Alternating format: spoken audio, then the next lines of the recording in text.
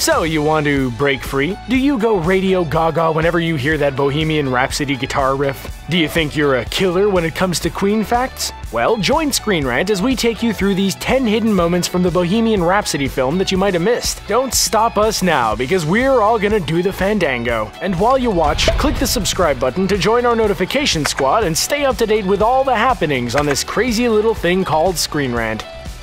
Live Aid.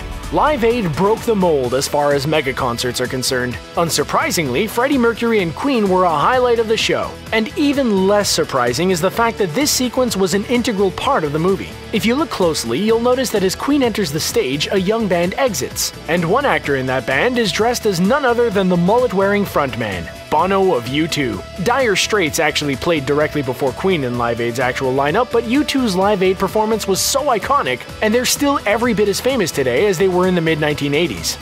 More Live Aid. Speaking of Live Aid, it wasn't just the fellow acts that were replicated. The film crew apparently rebuilt as much of the Live Aid stage as possible, and according to Rami Malek, they even matched the look of the backstage area of the famed 1985 concert. If you were to compare shots of the original concert video and the Live Aid sequence in the Bohemian Rhapsody film, you also might be shocked to find that 2 beers and authentic Pepsi cups sit on the rim of the grand piano, the same amount of drinks that Freddie and the band had at their disposal on that fabled stage. Album inspiration.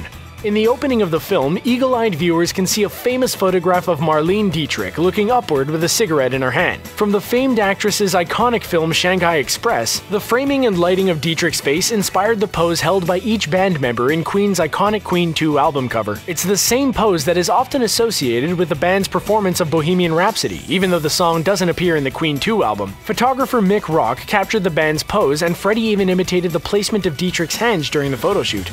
Up Pompeii. On a TV in the background, footage of the British comedy Up Pompeii can be seen. The show itself is more of a connection to Freddie's story than the band itself. Up Pompeii featured British actor Frankie Howerd, who is a famous comedian known for a long-running career in the mid to late 20th century marked with lags and comebacks. More famously, the comedian struggled to come to terms with his sexuality and led a double life due to his fear of being blacklisted from the UK's entertainment industry. Frankie passed away in 1992, only around 6 months after Freddie. They've been compared a lot over the years, and featuring his show in the film was a nice nod.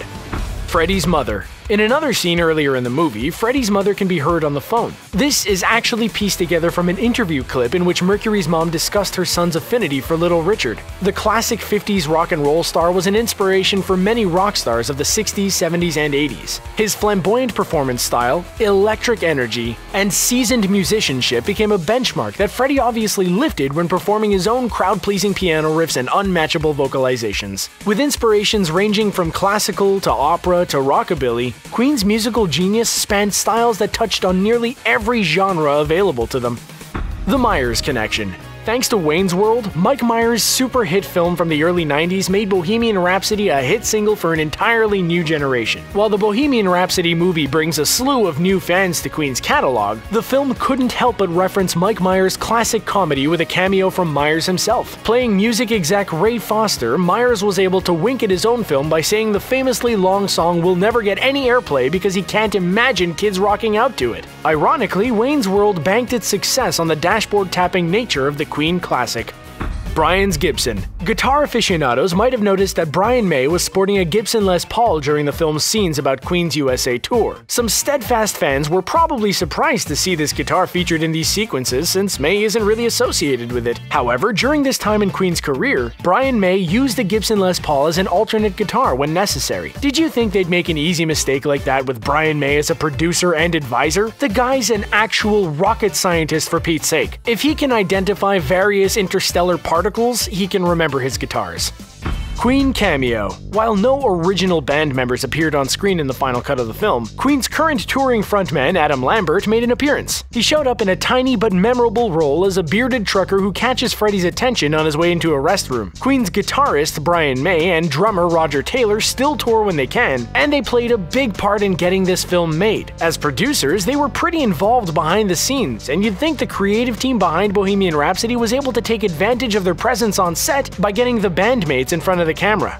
Party Easter eggs. During the scene where Freddie hosts a party, his home has several Easter eggs for all Queen fans to enjoy. One that holds a special place in the heart of every fat-bottomed girl, or guy, is the glimpse we're given of two scantily clad girls sitting on stationary bikes. They're only just visible through a gap in the crowd, but they're holding a similar pose to that found on the cover of the Bicycle Race single, which also featured fat-bottomed girls as a B-side. The girls in the party scene share the same look as many of the models in Bicycle Race's original video. BOWIE? Music fans might be a little disappointed they didn't get their full BOWIE fix during the film, especially considering the impact of Mercury and Bowie's famous collaboration Under Pressure. Yet, in the earlier shots of the film around the time of the Live Aid performance, there's a blink-and-you'll-miss-it cameo of the famed rock star. A thin, fair-haired man appears to stand amongst the crowd. He seems to be wearing the same pale suit that David Bowie wore during Live Aid. And while it's unfortunate that we don't get to hear him sing, we've got to believe that this is an appearance from the Thin White Duke himself. Nothing really matters. Nothing really matters to me, but it should to you, because you make our rockin' world go round. And there's more stone cold crazy content just waiting to be explored. So join our notification squad, hit play on the next video, and flash! You'll be a savior of our movie universe.